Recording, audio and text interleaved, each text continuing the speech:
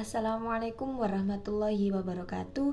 Saya Risa Andriani dan rekan saya Ja'far dari kelompok 2 akan menjelaskan model pembelajaran sistematis, model pembelajaran Davis, model pembelajaran DSI-PK, dan model pembelajaran Azure. Berikut adalah penjelasan dari kami. Yang pertama adalah model perencanaan pembelajaran sistematis. Istilah sistem berasal dari bahasa Yunani, yakni sistema.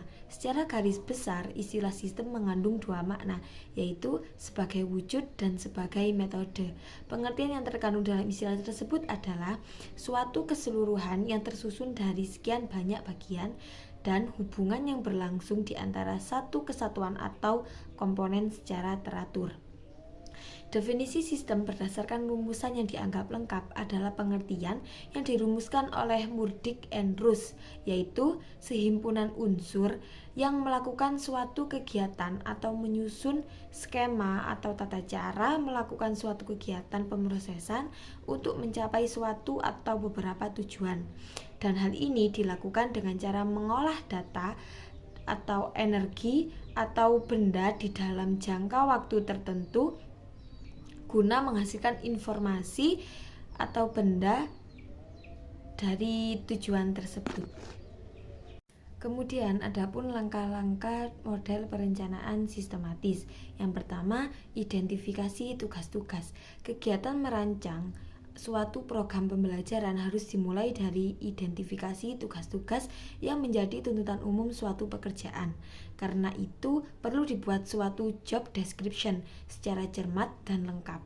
Berdasarkan tuntutan pekerjaan itu, selanjutnya ditentukan peranan-peranan yang harus dilaksanakan sehubungan dengan job tersebut, yang menjadi titik tolak untuk menentukan tugas-tugas yang akan dikerjakan oleh siswa.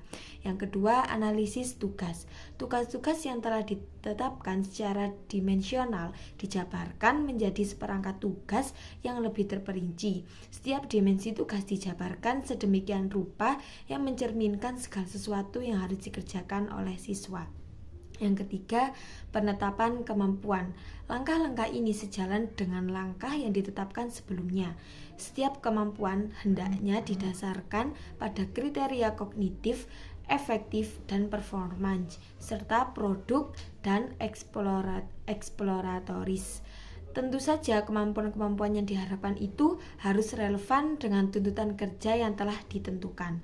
Yang keempat, spesifikasi pengetahuan, keterampilan, dan sikap. Hal-hal tersebut ditampilkan sebagai kriteria kognitif, efektif, dan performance. Setiap kemampuan yang perlu dimiliki dirinci menjadi pengetahuan apa, sikap-sikap apa, dan keterampilan apa yang perlu dimiliki oleh setiap siswa. Yang kelima, identifikasi kebutuhan pembelajaran. Langkah ini merupakan analisis kebutuhan pembelajaran, artinya jenis-jenis pembelajaran yang sewajarnya disediakan dalam rangka mengembangkan kemampuan-kemampuan yang telah ditetapkan seperti kegiatan belajar teoritik dan praktek. Yang keenam, perumusan tujuan. Tujuan-tujuan program atau tujuan pembelajaran ini masih bersifat umum sebagai tujuan kurikuler dan tujuan instruksional umum. Tujuan-tujuan yang dirumuskan harus koheren dengan kemampuan-kemampuan yang hendak dikembangkan kepada siswa. Tujuan pembelajaran ini disusun dengan menggunakan kata-kata kerja operasional yang dapat diamati dan diukur nantinya melalui pelaksanaan evaluasi. Kemudian yang ketujuh, kriteria keberhasilan program. Kriteria ini sebagai indikator keberhasilan suatu program. Keberhasilan itu ditandai oleh ketercapaian tujuan-tujuan atau kemampuan yang diharapkan. Yang kedelapan, organisasi sumber-sumber belajar. Langkah ini menekankan pada materi pembelajaran yang akan disampaikan sehubungan dengan pencapaian tujuan kemampuan yang telah ditentukan. Yang kesembilan, pemilihan strategi pembelajaran. Analisis pada langkah ini adalah penentuan strategi dan metode yang akan digunakan untuk mencapai tujuan kemampuan yang diharapkan. Yang kesepuluh, uji lapangan program. Uji coba program yang telah didesain dimaksudkan untuk melihat kemungkinan keterlaksanaannya. melalui uji coba secara sistematis dapat dinilai hingga kemungkinan keberhasilan, jenis kesulitan yang ada pada gilirannya memberikan informasi balikan untuk perbaikan program. Yang ke-11, pengukuran reliabilitas program. Pengukuran ini sejalan dengan pelaksanaan uji coba program di lapangan. Berdasarkan pengukuran itu dapat dicek sejauh mana efektivitas program pembelajaran, validasi, dan reliabilitas alat ukur, dan efektivitas sistem instruksional. Yang ke-12 yaitu perbaikan dan penyesuaian program. Langkah ini merupakan tindak lanjut setelah dilaksanakannya uji coba dan pengukuran. Yang ke-13 yaitu pelaksanaan program. Pada tingkat ini perlu dirancang dan dianalisis langkah-langkah yang perlu ditempuh dalam rangka pelaksanaan program. Langkah ini didasari oleh suatu asumsi bahwa rancangan program yang telah didesain secara cermat dan telah mengalami uji coba serta perbaikan dapat dipublikasikan dan dilaksanakan dalam sampel yang lebih luas. Yang terakhir yaitu monitoring program. Sepanjang pelaksanaan program perlu diadakan monitoring secara terus dan berkala untuk menghimpun informasi yang telah pelaksanaan program. Yang informasi tentang pelaksanaan program. Kegiatan monitoring hendaknya didesain secara analisis. Mungkin selama pelaksanaan masih terdapat aspek-aspek yang perlu diperbaikan dan diadaptasikan. Selanjutnya yaitu model perencanaan pembelajaran Davis. Perencanaan pembelajaran Davis dicetuskan oleh Bapak Davis pada tahun 1996. Adalah pekerjaan yang dilakukan oleh seorang guru untuk merumuskan tujuan mengajar. Davis memiliki prinsip belajar yaitu mengajarkan keterampilan, membuat tugas, dan memotivasi siswa. Proses pembelajaran bertujuan untuk mendapatkan pencapaian peserta didik sesuai dengan prosedur kerja dan mengajar yang diterapkan. Dampaknya, siswa dapat menemukan bukti telah terjadi proses belajar dalam dirinya untuk meningkatkan keberhasilan siswa. Ada 5 tahap dalam perencanaan pembelajaran model Davis. Yang pertama yaitu penetapan sistem pengajaran. Tahap ini dimulai dengan memikirkan daerah pelajaran apa yang telah diberikan. Untuk itu perlu koordinasi antara semua guru yang berada dan bertanggung jawab dalam daerah pelajaran tersebut dan dengan sendirinya membutuhkan waktu dan usaha tertentu. Kemudian yang kedua, perumusan tujuan. Langkah berikutnya yang sangat penting dalam rangka merancang pembelajaran adalah merumuskan tujuan pembelajaran. Tujuan penting artinya dalam menentukan urutan bahan yang akan disampaikan, metode mengajar, dan prosedur evaluasi yang akan dikembangkan. Kemudian yang ketiga, merencanakan dan melaksanakan evaluasi berdasarkan asumsi bahwa setiap guru merumuskan perangkat tujuan pembelajaran yang berarti akan memberikan pelajaran baru. Jika guru telah merumuskan tujuan belajar bagi siswanya, maka sesungguhnya guru telah mengetahui hal-hal yang perlu dikerjakan atau dibuat oleh siswanya. Kemudian yang ketiga, mendeskripsikan dan mengkaji tugas. Deskripsi tugas dimaksud untuk menjawab pertanyaan cara-cara apa yang paling efisien dan efektif yang sebaiknya dilakukan oleh seorang ahli atau perancang sistem agar siswa melakukan kegiatan belajar, dan langkah-langkah apa yang akan dikerjakan dalam melaksanakan suatu tugas. Kedua, pertanyaan tersebut menggambarkan bahwa suatu deskripsi tugas dimaksudkan untuk mengidentifikasi langkah-langkah yang ditempuh oleh seorang guru apabila melakukan suatu tugas. Kemudian yang terakhir, pelaksanaan prinsip belajar. Sebuah kekeliruan jika guru merancang pembelajaran langsung menentukan metode mengajar yang akan digunakannya dengan mengabaikan apa yang ingin diajarkan kepada siswanya. Seharusnya guru terlebih dahulu menetapkan lebih dulu hal-hal yang ingin diajarkan, lalu mempertimbangkan berbagai alternatif metode mengajar yang akan digunakan. Assalamualaikum warahmatullahi wabarakatuh. Perkenalkan, nama saya Ja'far Sodik dan kelompok saya Risa Andriani. Di sini saya akan mempresentasikan model pembelajaran IPS. Saya akan menjelaskan model DSIPK. Apa itu model DSIPK? Model desain sistem instruksi berorientasi mencapai kompetensi dikembangkan oleh Wina Sanjaya. Model DSIPK adalah gambaran pengembangan pembelajaran baik mengenai proses maupun pembelajaran yang sesuai dengan kebutuhan dalam untuk upaya mencapai kompetensi. Model DSIPK memiliki karakteristik sebagai berikut. Yang pertama, model DSIPK adalah model desain yang sederhana dengan tahapan yang jelas dan bersifat praktis.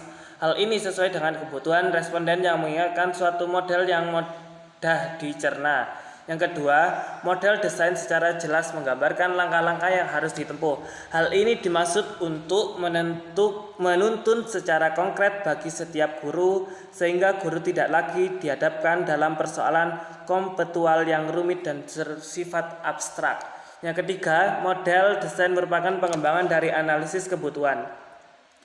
Sesuai dengan kebutuhan, analisis kebutuhan tidak hanya menyangkut kebutuhan akademis dengan menganalisis kurikulum yang berlaku, akan tetapi juga kebutuhan-kebutuhan personal yang sesuai dengan tuntutan sosial kedaerahan.